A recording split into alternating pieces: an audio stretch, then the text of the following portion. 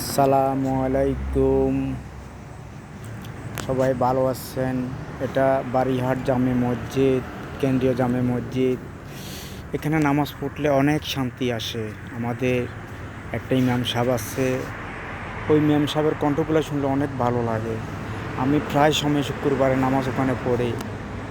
আমাদের নিজামুদ্দিন আনসারি হুজুর, ওর সাথে আমার সাথে পরিচয় আছে, তবে সরাসরি এখনও কথা হয় নাই। দেখছেন ওনার চেয়ারটা এখনও খালি রয়ে গেছে। আমি নামাজের পরে গেছি, আসর নামাজ পড়ছি ওখানে।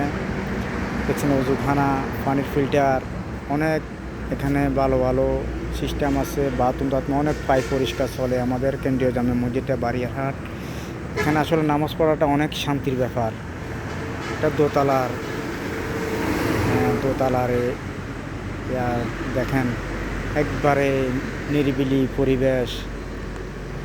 আসলে যারা নামাজ পড়ে তারা এই বারিয়ার জামে মসজিদে অনেক মানুষ আমি দেখি তো অনেক মানুষ এখানে। আমাদের সিঁড়ি দেখছেন, সিঁড়িটা কত সুন্দরভাবে করছে, টাইলসগুলা।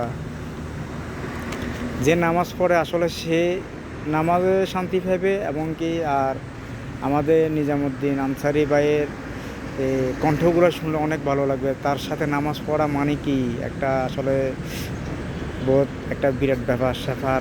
আমার ভাইটার আল্লাহ নেক দান হয়াত দান করুন। ভাইয়ের কণ্ঠ অনেক সুন্দর, মাশাআল্লাহ। নামাজ অনেক মানুষ হয় শুক্রবারে, আসলে জায়গা পাবেন। এটা বারিয়ার জামে মসজিদের বাইরের অংশ দেখছেন। এখানে অনেক ব্যবসায়ী, অনেক পথচারী এখানে নামাজ পড়ে।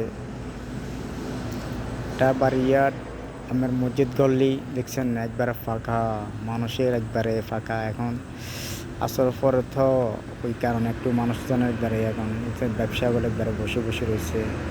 ইনশাল্লাহ